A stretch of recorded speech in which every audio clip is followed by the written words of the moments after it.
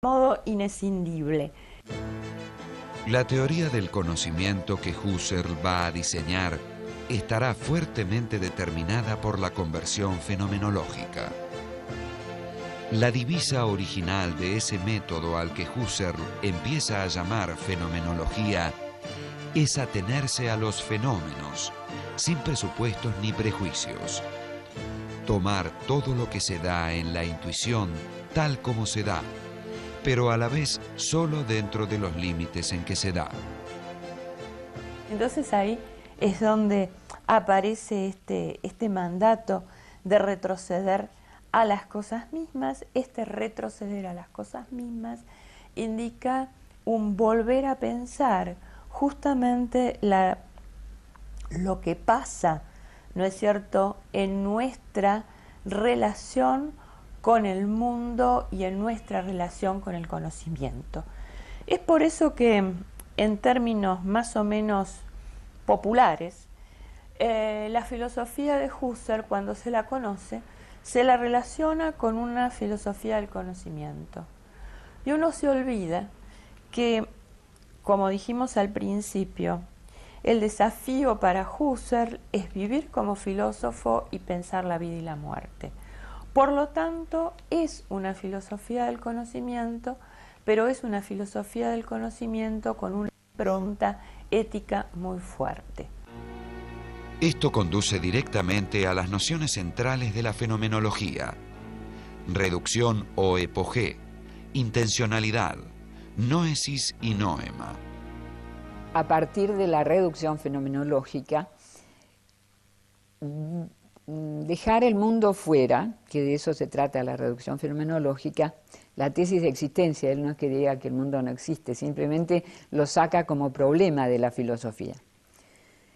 Entonces queda, a partir de ese dejar de lado el problema de la existencia de las cosas, porque aplica la reducción fenomenológica, y eso es la reducción fenomenológica, dejar de lado el problema de la existencia, queda enfocado el ámbito de la conciencia.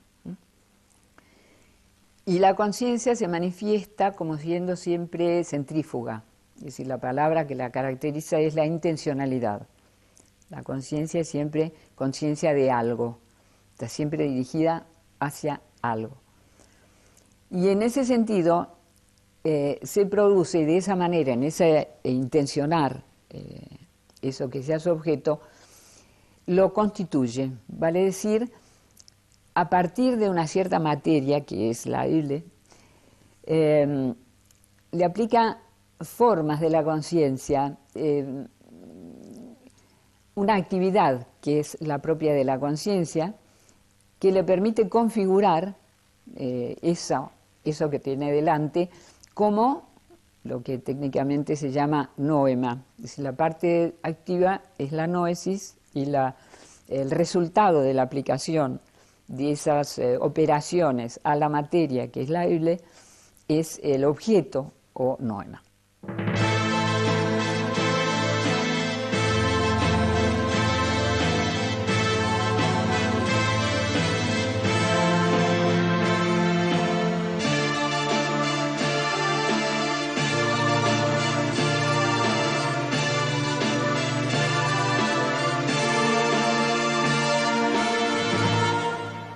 Edmund Husserl.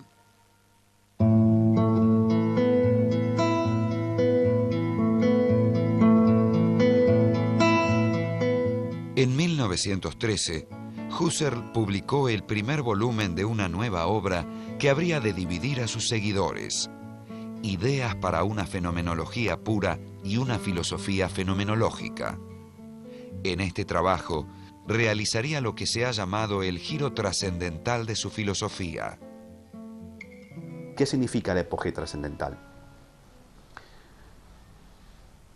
Lo voy a decir rápidamente y después voy a intentar explicarlo. Es poner en suspenso la tesis de efectividad con que el sujeto percibe el mundo y analizar lo que queda luego que yo puse en epogé o suspendí la tesis de efectividad con la que yo percibo el mundo.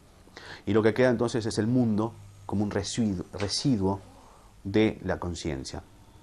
Ahora bien, en en analogía con la formulación cartesiana, yo pongo en suspenso la tesis de efectividad, pero soy yo el que la pone.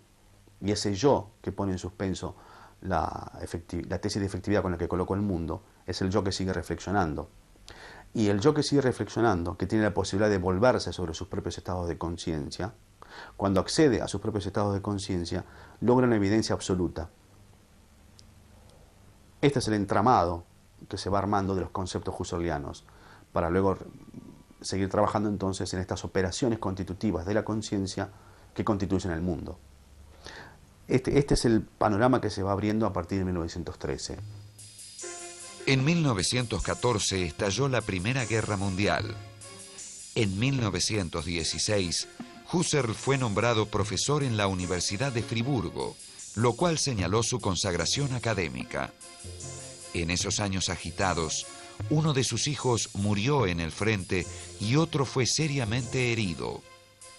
Al finalizar la guerra, Husserl fue descubriendo que sus trabajos eran leídos y discutidos en toda Europa e incluso en Japón y América.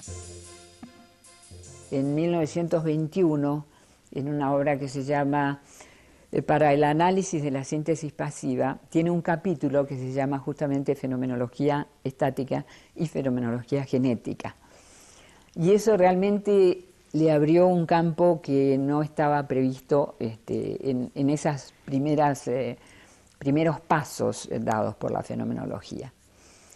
Hay ese libro que es muy interesante, que habla justamente de lo que se descubre en el modo de ser, digamos así, de la conciencia que está en actividad, que es precisamente ser un fluir de una presencia que jamás va a ser un instante, es decir, que nunca se puede cerrar como nada, porque en el momento en que intentamos capturarla ya pasó.